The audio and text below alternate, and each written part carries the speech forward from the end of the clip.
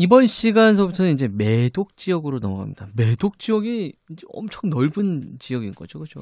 매독. 네. 매독 지역 중에서도 하류에 있는 지역을 이제 이번 시간에 이제 맛을 볼 텐데 지금 방금 말씀하신 대로 바매독 지역이 되겠죠. 이제 보르도 좌안 중에서 가장 바다 쪽에 있는 지역이고 네. 이 지역에 그런 뭐 특징이 있습니까? 지역적인 네. 특징이? 아무래도 바다에서 가깝다 보니까 물이 많죠.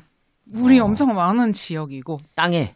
네, 땅에 그다음에 물도 많이 들어오고 엄청 습한 지역, 가장 습한 지역이라고 볼 수 있고 또 이제 대서양하고 지롱드강이 이렇게 보다면은 그 위쪽이 삼각형이에요. 네네네. 코너로 삼각형으로 이렇게 끼잖아요. 그래서 보통 와인 산지들이 강 쪽에 붙어 있어서 바다에서 이제 상류로 올라갈수록 바다에서 멀어지는데 네. 매독 하류는 진짜 바다와 큰 강을 함께 끼고 있는 엄청 습한 지역인데 이제 그리고 또 이 지역에 또 자갈이 이제 그 토양 자체도 되게 굵어요. 자갈이 많이 있어서 물이 쫙쫙 들어왔다 빠졌다가 엄청 강한 지역이라서 매독 자체가 조금 터프한 그런 이제 캐릭터를 가지고 있긴 한데 매독 타이틀이 붙은 와인들이 네, 그렇죠. 근데 네. 이제 이게 하류일수록 더 터프한 더 터프해요. 네, 그런 느낌이 이제 있다고 볼 수 있죠. 그래서 이제 매독 지역의 와인을 이야기할 때 하류에서 상류로 올라올수록 좀 세련돼진다는 얘기를 많이 해요. 바메도, 산테스테프, 포이약, 줄리아, 마고로 올라갈수록 좀 더 약간 섬세하고, 좀 섬세하고 그리고 여리여리하고 올라갈수록 지대가 높아지고 또 그러다 보니까 찬바람을 조금 맞은 포도일수록 약간 더 진지하다기보다도 조금 더 복합미가 더 이제 나오기 시작하는 이제 그런 캐릭터. 찬바람이 좀 더 맞았을 때. 네. 그렇습니다. 지대 근데 미묘한 차이긴 해요. 그래도 어쨌든 상대적으로 봤을 때는 그죠? 그럼 자 이번 시간에 이제 그 매독 지역의 가장 하류 쪽 바매독 지역의 이제 와인을 마셔볼 텐데 네. 첫 번째로 마셔볼 와인이 어떤? 네, 그래서 바매독 레이블에는 그냥 매독이라고 적혀 있는. 네. 매독이라고 지금 매독이라고 써 있네. 네. 하지만 바매독 여기는 이제 산테스테프 올라가기 직전에, 그러니까 아마도 바닷가에서 엄청 가까운 그 동네에서 나오는 AOC 매독 와인이에요. 샤또 레 보스크 2015년 빈티지고요. 레 보스크. 네. 네. 2015 빈티지. 네. 그 강가, 바닷가 이런 네. 캐릭터를 가지고 있고 실제로 카베르네 소비뇽이 55% 들어간 그런 카베르네 소비뇽 중심의 블렌딩을 한 그런 와인입니다. 이게 매독이라고 써 있으니까 바매독 지역에 이제 바매독 샷도 지역에 이게 크리 부르주아 그 저희가 개요 시간에 말했던 1855년 그랑크루 클라스에 들어가지 못했던 그 와인들이 클라스의 61가지에 이제 들어가지 못했지만 네. 그래도 자기들끼리 퀄리티 컨트롤을 하면서 네, 제가 알기로는 생테스테프에서 그 크루브르지아 와인이 제일 많이 난다고 알고 있어요. 그렇죠. 생테스테프. 네. 그러니까 요 동네 하류 쪽에서 바매독보다는 조금 더 바매독 지역 안에 생테스테프가 아니죠. 경계. 네, 바매독에서 오메독으로 딱 넘어갈 때 제일 때가 먼저 나오는 마을이 생테스테프. 생테스부터 오메독입니다. 자, 지금 먹어볼 르 보스크는 바매독 지역에 바매독 지역. 마셔볼까요? 네. 한번 맛을 그냥 따르셨어요? 전 따랐어요. 오, 네. 샤또 르 보스크. 오징어 됐다니. 아니 그 오바이 마시고 그 다음에 아직 잔향이 남아 있어서. 그래서 요게 아마도 저희 아버지 세대가 항상 그냥 흔하게 말씀하시는 나 매독 마셨어. 나 뭐 매독 그 매독의 그 정도 그 등급의 전형적인 그렇게 보시면 되겠고요. 다만 제가 처음에 따랐을 때 약간의 이치가 있었는데요. 이거를 스위링을 하니까 돌리니까 그게 이제 날아가면서 정상적인 이제 느낌이 좀 나는 것 같습니다. 이치가 있긴 있네요. 네. 그리고 어떤 이치가 있어요? 이치가 뭐예요? 쿵쿵쿵. 그러니까 콩콩한 느낌이 있는데. 그러니까 그 없애야 될 향이 있으면 다 이치예요. 그죠. 네, 있으면 안 되는데 나는 향. 처음에 코를 댔을 때는 여기 어떤 향이 났었냐면요.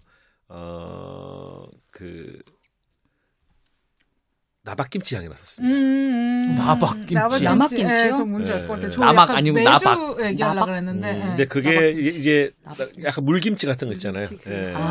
나박김치요. 나박. 근데 이게 네네네. 날아가네요. 예, 네. 다행히. 예. 저는 그거 이제 효모 찌꺼기 향하고 좀 비슷한. 이거 좀 바닥에 있었던 아이인가? 뭐 이런 생각도 좀 들고요. 그쵸. 저도 효모 찌꺼기 아, 향이 좀 나서. 저는 이걸 어떻게 표현할 수 있겠냐면 아마추어의 표현.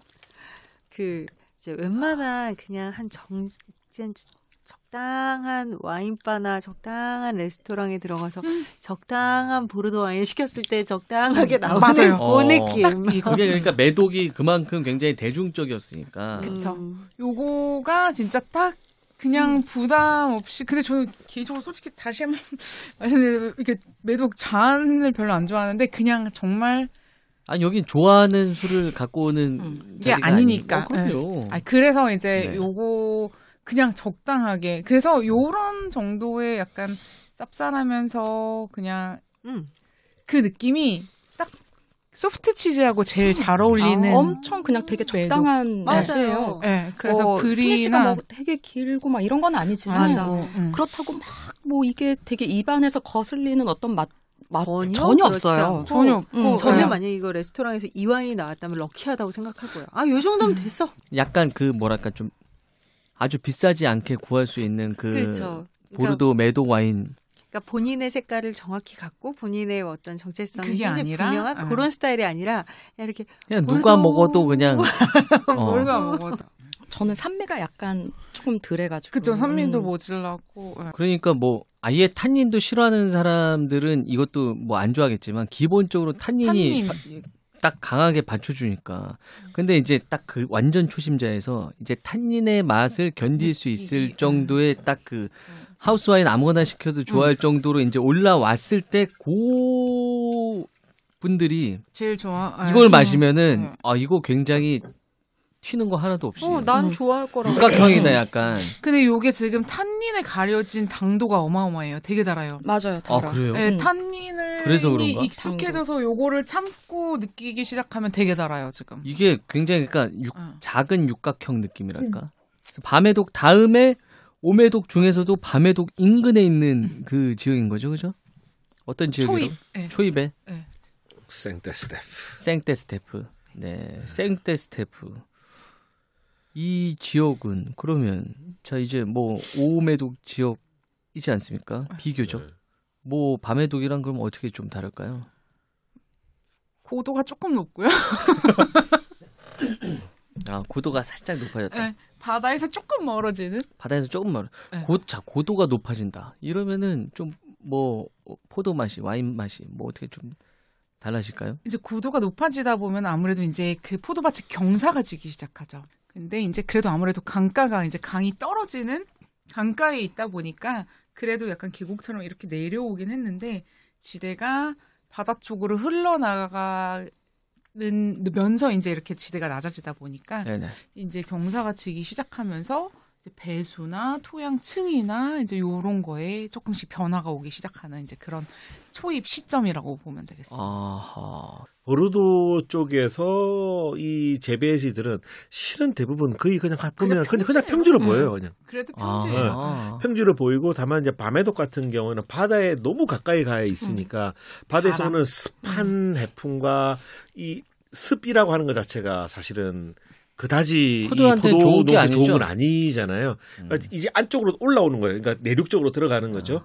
거기에 있어서 딱 잘라놓은 데가 오케이 생테스테프 이전까지는 이런 밤에독이야. 그리고 생테스테프 이 마을부터는 오메독이야. 라고 이제 이야기를 이제 하고 생테스테프는 확실히 들어가 보면 느낌이 다르대요. 그러니까 기후적인 공기가. 느낌이 다르대요. 습하다. 그러니까 바다의 느낌이 나고 좀 더 뭐라 그럴까요? 이게 좀 더 습하고 바다 느낌이 나고 기후가 조금 더 해양성에 좀 더 가까운 느낌이 생테스테프부터는 난다는 거죠. 그래서 하나 흥미로운 점은 생테스테프가 꽤 뭐 넓은 마을인데 정말 비싼 와인이 나오는 쪽은 뽀이약 경계 쪽에 다 붙어 있습니다. 아하, 그 마을 중에서도 네, 더 비교적 상류 쪽에. 그럼 한번 지금 다 이거 아까부터 네. 완전히 그 먹어야 돼. 디캔팅을 해서 요거 이제 1호 빈티지 오늘 제가 이제 구해서 왔고요. 집에 17 빈티지가 있는데 아무래도 너무 영한 것 같아가지고 급히 1호 빈티지를 그러니까 이거 공수해 사가지고 오신 왔습니다. 아 진짜 좀 말씀하시지. 저 13빈 있는데. 아 망빈이라 하는 네, 망빈. 13빈. 괜찮아요. 근데 그래도 가성비가 너무 근데 좋아요. 이거 그래요? 향이 그 지난 시간에 오바이 향이랑 비슷한 전 향이 나거든요. 그러니까 기본적으로 이 그 보르도에서 공통적으로 갖고 있는 향이 있지만 사실은 지지난 시간에 먹었던 오바이랑 얘는 사실 방향이 많이 다릅니다. 많이 달라요. 저 달라. 누룽지 사탕 전 초콜릿이요. 아니 저는 이거 향이 그냥 딱 나 초콜릿 왜 이 딱 딱 치는 향 초콜릿. 맡으면 왜 이게 보르도의 향이죠. 보르도의 이게 향. 보르도- 보르도의 잘 향이- 헹궜죠. 아니 그러니까 응. 잘 헹궜죠. 난 왜 소고기 참나물 무친다. 그 오바이도 그랬고 이렇게 그 고소한 향이 나지. 이게 근데- 까베르네 소비뇽이 55%, 네. 그다음에 메를로가 35%, 까베르네 프랑이 4%, 뿌띠 베르도가 6%가 들어가 있습니다. 그러면 이 라폼 로쉐가 언제나 네 개를 다 블렌딩을 하냐? 그렇지 않습니다. 그 우리 첫 시간에 설명해 주셨잖아요, 그죠? 해마다 해마다 어떤 이제 애는- 이 블렌딩이 맞아요. 다르다. 어떤 애는 다르네. 그 까베르네 소비뇽이랑 메를로만 섞기도 하고요. 저는 이게 되게 재밌는 포인트였던 것 같아요. 음. 그러니까 보르도는 같은 샤또에서도 해마다 블렌딩을 다르게 하고, 근데 해마다 근데 블렌딩을 다르게 하는 게 비슷한 자기 샤또의 맛을 추구하려고 그렇죠. 예. 아이덴티티를 블렌딩을 이제 가져가려고 하는 거죠. 다르게 하는 거 있죠. 근데 그 전형적인 보르도의 향이 이런 향인가? 아까 요 전전 시간에 오바이? 오바이랑 이 라퐁 로쉐에서 나는 그 향, 전 비슷한 계열의 공통점이 그 향이 있죠. 있어요. 예. 큰 공통점이 있습니다. 예. 그게 그 매독 와인에서는 느끼지 않았었던 그 향이 있습니다. 있어요. 그거를 매독에서 뭐 마셨던 거랑도 공유가 되는 향이 있는데요. 있겠죠. 향이 좀 덜 진해서 근데- 그런 걸 수도 있고. 이 향을 저희 랩에 있는 한 친구는 뭐라고 표현하냐면 비싼 향이요. 아 비싼 향. 비싼 와인 향이라고 표현하죠. 저는 소고기 참나물 무침 향. 이거 딱 진짜 다음에 이거 맡았을 때 왜 그렇게 생각이 나지? 소고기 참나물 무침. 네. 아, 제가 약간 패착이 있었던 게 네. 지금 이 밤해독 지역의 이 르보스크. 르보스크를 마시고 물이랑 뭐 아무것도 안 먹은 아. 상태에서 얘를 마셔버려가지고 그랬던 아. 것 같아요. 입안에서 혼자 충돌이 있었던 것 같아요. 지금 빵 한 입 물고 나니까 또 확 다르네. 아 근데 살짝 산미 치는 거는 좀 네, 산미가 사실이고, 치기는. 네. 예. 근데 얘 되게 되게 뭐랄까 저희 그럴 때 있잖아요. 또 이런 얘기하면 안 되네. 할 거잖아요.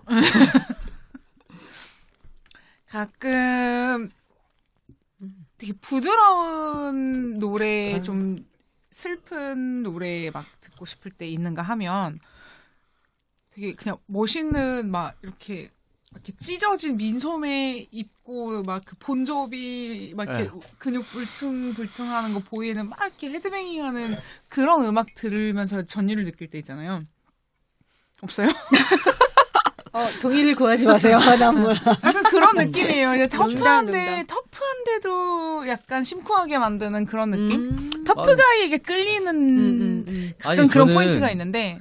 이 산미가 되게 매력적으로 느껴지거든요, 사실. 그러니까 맛있어요. 물론 이제 향은 그 저저번 시간에 오바이랑 비슷한 계열이긴 한데 오바이가 훨씬 향이 세죠. 이거에 비하면은. 그렇긴 한데 거기서 느끼지 못했었던 그 산미가 약간 저는 굉장히 매력적으로 다가와서 맞아요. 이 라퐁 루시에가. 네, 터프가이 느낌. 근데 터프가 약간 맞아요. 그러니까 비교했을 때 오바이랑 비교했을 때는 젊은 터프가 느낌의 진짜, 맞아. 젊은 그 산미. 그러니까 1.5 빈티지는 라퐁 로쉐에서도 가장 자랑스럽게 내놓는 그렇습니다. 빈티지입니다. 예. 본인들 그 샤또의 캐릭터에 좀 더 이렇게 그렇죠. 아이덴티티가 좀 드러나는 가장 뭐라 그럴까요? 농축되어 있고 어. 가장 진하고 폭발적인 그 무엇을 향을 갖고 있는 빈티지라고 이제 자기네들이 평을 하고 있는 빈티지예요. 그래서 얘네들이 보면 2개의 포도만 블렌딩 하거든요. 이건 4개 포도가 이제 블렌딩이 4종이 블렌딩이 되었고 그리고 저는 사실은 라포르쉐를 좋아해서 많이 비교적 자주 먹는 와인이거든요. 네. 교수님이 좋아하는 이유는 뭔가요, 그래? 185 그랑크리 클래스 중에서 10만 원대 안쪽으로 구할 수 있는 몇 개 안 되는 와인 중에서 하나예요. 맞아요. 가성비 엄청 좋고. 근데 1.5 빈티지만 10만 원이 넘. 12만 원이죠. 아. 그러니까 여기서 그러니까 약간 가성비가 좋다. 그거 좋죠. 진짜 좋아요. 네. 13 빈티지를 사서 드시면 여기서 뭐가 달라지냐면요. 바디감이 달라집니다. 바디감이 더 미디엄으로 내려가게 되고. 예. 근데 그것도 매력 있겠는데요? 그러니까요. 예. 저는 사실은 첫 라퐁로시가 13 빈티지였거든요. 그러니까 여리여리하면서도 맞아. 미디엄 바디로서 그래서 향이 좀 덜하는 표현은 안 맞고 복합적으로 느껴지는 거죠. 말씀드렸던 것처럼 13년이 너무나 이 포도가 망빈이어가지고 모든 기술을 다 동원해가지고 얘를 살려라. 그러니까 비교해서 먹으면은 진짜 매력이 있겠네요. 네, 그래서 이제 바디감만 좀 떨어지고 아로마나 이런 데서는 크게 떨어지지 않는 게 13빈이고 7만 원대로 구할 수 있기 때문에 제가 정말 라포르쉐 13빈티를 정말 많이 사 먹었어요. 얘가 향이 강하고 바디도 이제 진득하면서 그리고 이제 이것도 이제 고기랑 잘 어울리는 전형적인 네네. 이제 그런 맛이다 보니까 저희는 옛날에 저 유럽에 살 때 바베큐 할 때 이제 바베큐 해가지고 이제 처음에 이제 물론 초반에 이제 좋은 와인 다 마시고 이제 취하기 시작하면 고기 먹고 취해서 배고프니까 또 이거 먹고 네네. 집어먹고 하다가 마지막에 남은 장작불에 치즈 구웠을 때 마무리하면서 막 라포르쉐. 네. 그러면 정말 그 어느 앞에 마셨던 와인보다도 뒤지지 않고 아하. 이게 앞에 와서 취하기 시작하는데도 얘는 캐릭터가 살아있고 이게 캐릭터가 확실해, 진짜 네, 보면. 아, 가면 갈수록 이 보르도가 아주 흥미진진해지는데요. 자, 다음 시간도 물론 이제 보르도 시리즈 이어집니다. 여러분들 들어주셔서 대단히 감사합니다. 감사합니다. 감사합니다. 고맙습니다. 술술술술술술 말말말말말말술랑요